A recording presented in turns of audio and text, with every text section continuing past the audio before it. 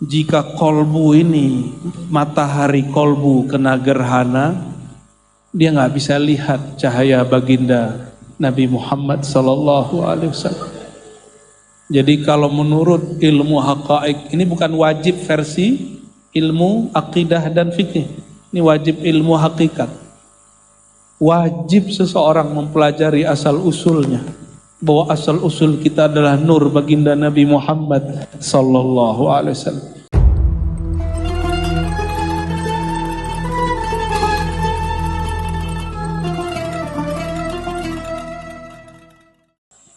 Sehingga ketika Sayyidina Jabir, tipis lah.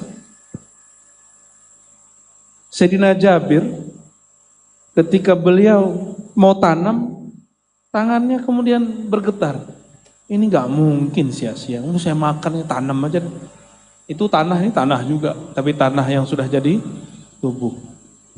Lapor ke Nabi SAW, Nabi lihat kok bau-bau darah. Apa kata baginda Rasulullah SAW? Ya Jabir, apakah engkau menanam di mulutmu, di dalam perutmu? Dia senyum, senyum dia. Dan Nabi tidak bilang ente musyrik Jabir, itu enggak. Kan sekarang tabaruk katanya syirik ya Ustaz ya. Ngambil berkah katanya syirik. Bid'ah, kalau bid'ah masih mending, sesat ini musyrik. Ngeri hari ini ustadz-ustadz itu. Ya. Kita usut-usut ternyata bacaannya bermasalah. Bacaannya kitab-kitab yang ngaku ahlus sunnah, tapi mereka bukan ahlus sunnah. Ya. Salah satu kitab yang ditulis namanya Soleh Fauzan, masih hidup di Saudi. Diajarin di pesantren-pesantren modern hari ini yang menyedihkan kita. Ya hati-hati juga naruh anak di pesantren. Pesantrennya harus pastikan ahlus sunnahnya benar. Apa kata Soleh Fauzan? Tabarruk, tawassul, nah, khusus tawassul dia bilang asyirkul akbar. Tawassul itu syirik paling besar. Ayyuhal musyrikun. Oi, orang musyrik. Kan tadi antum baca bijahil Mustafa, ya, bijahil Nabi, bijahil Hadi, bijahi Muhammad, ya kan? Itu namanya tawassul dengan kemuliaan sang Nabi Muhammad sallallahu alaihi wasallam. Kita ngomong begitu sama dia disebut musyrik. Itu orang gagal faham kali ya. Ya. Mana ada tanya sama ustadz-ustadz kita, kalau tawassul berarti nyembah Nabi. Ada nggak Bib? Nggak ada. Kita tawassul bukan nyembah Nabi. Tawassul itu seakan kita ngomong, ya Rob kami ini pengikut kekasih engkau. Cinta kepada beliau, itu maksud tawassul.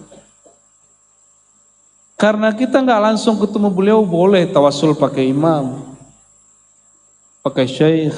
Karena nggak ketemu langsung Rasulullah Sallallahu Alaihi Wasallam.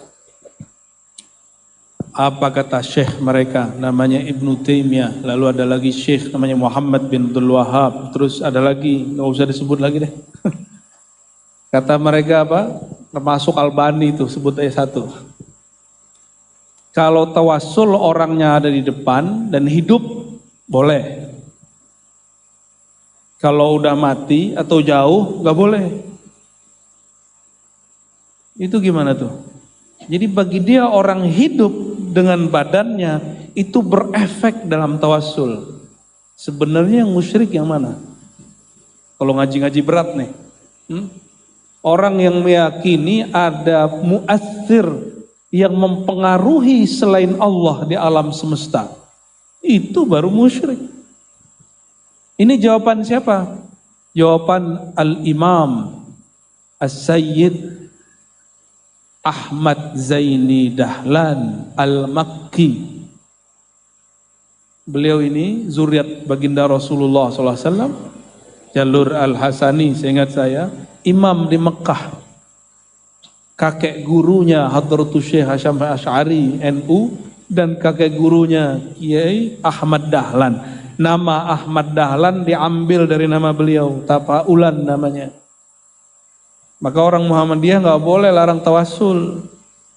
Ya, cukup bilang saya nggak biasa tawasul, boleh.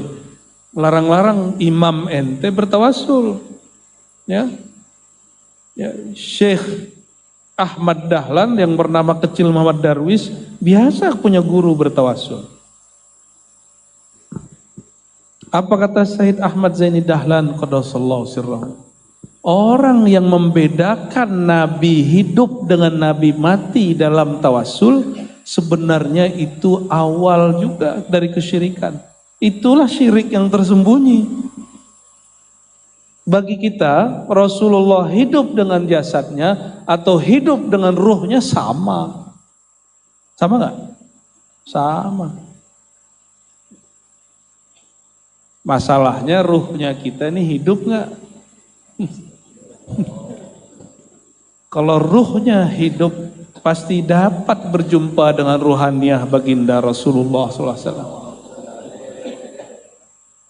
Itulah kelebihan al-habaib di Yaman dan beberapa habaib di Pulau Jawa dan juga ada beberapa habaib terdahulu di Bali. Semoga masih ada sampai sekarang.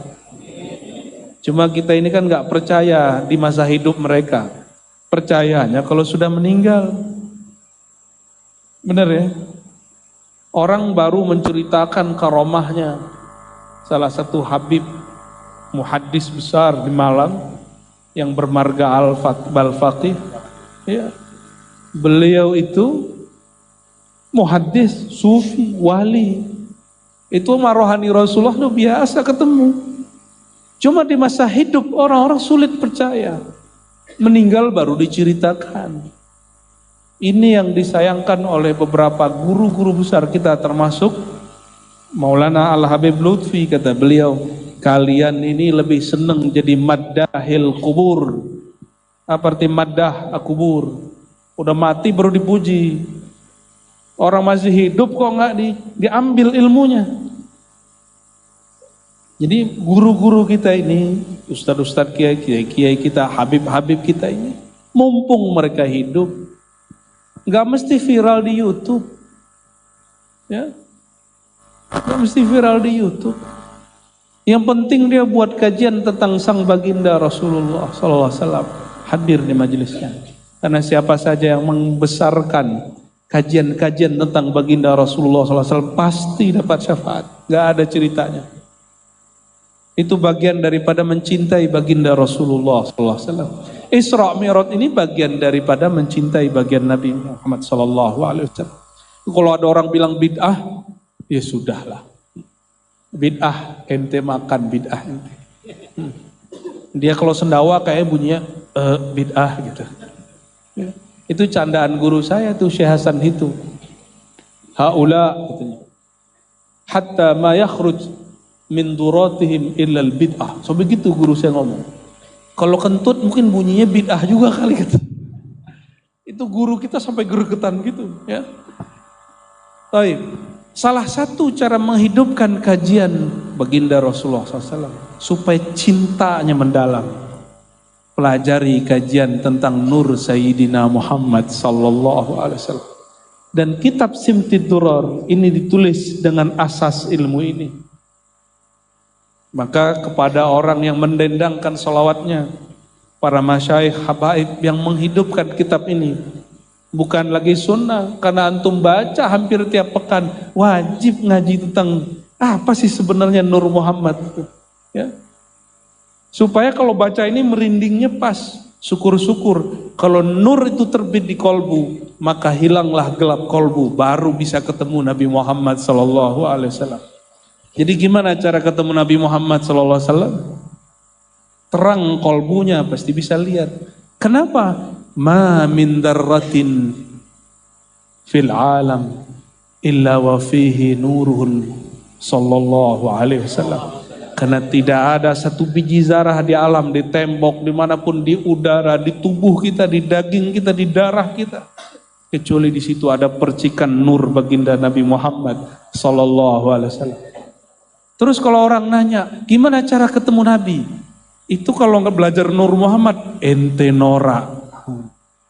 Nabi Muhammad SAW itu nggak pernah misah nurnya dengan kita. Kalau tubuhnya mungkin sudah berpisah, tapi nurnya tidak pernah terpisah. Tapi karena di sini gelap nggak bisa lihat. Coba lampu dimatiin, bisa lihat di depan nggak? Nah, itu baru lampu ini. Coba matahari padam 5 menit. Kalau padam tuh musim apa namanya? Gerhana, gelap. Kita nggak bisa lihat kayak malam. Jika kolbu ini, matahari kolbu kena gerhana, dia nggak bisa lihat cahaya baginda Nabi Muhammad Sallallahu Alaihi Wasallam. Jadi kalau menurut ilmu haqa'iq, ini bukan wajib versi ilmu akidah dan fikih. Ini wajib ilmu hakikat. Wajib seseorang mempelajari asal usulnya. Bahwa asal usul kita adalah nur baginda Nabi Muhammad Sallallahu Alaihi Wasallam. Yang ngomong bukan saya, yang ngomong antum boleh nggak percaya aneh. Coba, ini yang nulis Simtuduror siapa? Al-Habib siapa? Habib Ali Al-Habsyi. Masih kurang yakin nama Maulana Al-Habib Ali Al-Habsyi. Apa kata beliau? Wa minhu ay min nuri Sayyidina Muhammad SAW.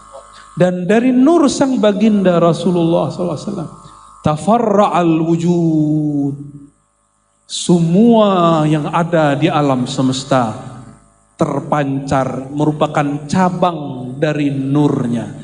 Idzan huwal aslu wa nahnul furu'u. Jadi beliaulah asal alam semesta, sedangkan kita cuma cabang-cabang beliau. Khalqan ba'da khalqin fima hadatha wa ma taqadam. Baik dulu ataupun nanti, semuanya, anak lahir, perempuan hamil, bukan hanya manusia, hewan-hewan, tumbuhan, semua, bahkan udara yang ada di depan kita yang kita hirup ini, itu ada percikan nur baginda Nabi Muhammad SAW. Maka ketika kami dulu bertemu salah satu mursyid kami, namanya Syekh Muhammad Abdul Rabb An-Nazari Asy-Syadzili Ad-Darqawi Al-Alawi, apa kata beliau?